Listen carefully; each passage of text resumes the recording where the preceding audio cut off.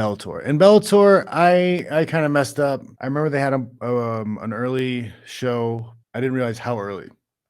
So I started watching the free broadcast too late, and I didn't catch it until it was too late. So the main event was over with before I realized that I was watching the undercard, and I only watched, I watched the first couple fights, nothing really great to talk about, but I did go through some highlights and stuff for the Amasov fight. I said a long time ago, he's somebody who's probably going to be one of the best welterweights ever, quite possibly. He has that type of potential because he has great stand-up, good strength, good cardio, good wrestling. He's got good submission defense skills. So he's very good, and he was still learning. That was a couple of years ago. I think he's a very capable fighter, and I had him as a heavy favorite in this fight with Storley. Even though Storley's a good wrestler, his stand-up just isn't going to be there, and I didn't think Storley was going to be able to take Amasov down and keep him down and do enough damage on top to put him out of there. And in a 5-round fight, Amasov probably finds a way to win. I was offered a fight with Amasov back before the Gracie fight. It wasn't enough time to get ready for, and it was pointless for me to fight somebody so good who was unknown. It was better for me to fight Gracie, who everybody knew that name. And if I win that fight, we beat the Gracie. I argue to fight for the title. I would be fighting Amasov for the title. That's probably how that would have played out if things would have played out differently in the Gracie fight. So I screwed that up. I guess I screwed us with being able to fight. I should have been able to fight both of them, but because I didn't win, I only got to fight one of them. But Amasov is tough. He dominated every round. He dominated on the feet.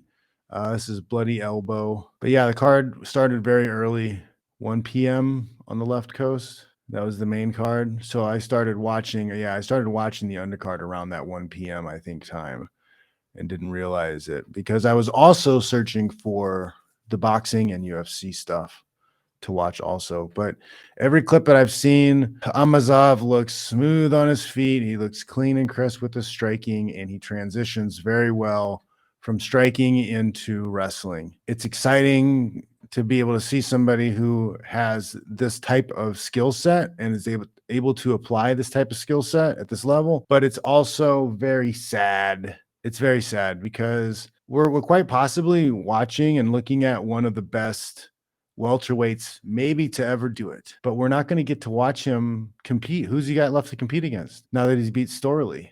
Who's he going to compete against in Bellator? Because the market is monopolized by the UFC, we're being robbed of being able to watch one of the best MMA fighters, one of the best welterweights alive right now.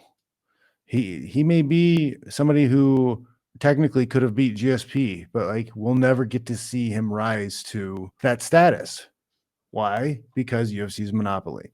They own all the competitors, all the top competitors.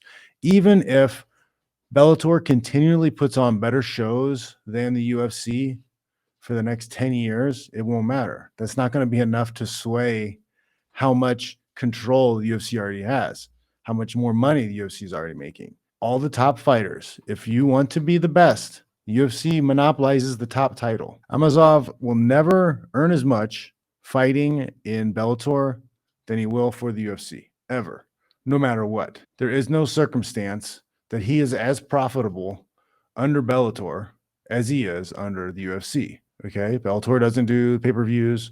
They're not going to pull the viewership. They don't pull the numbers. They don't have the budget.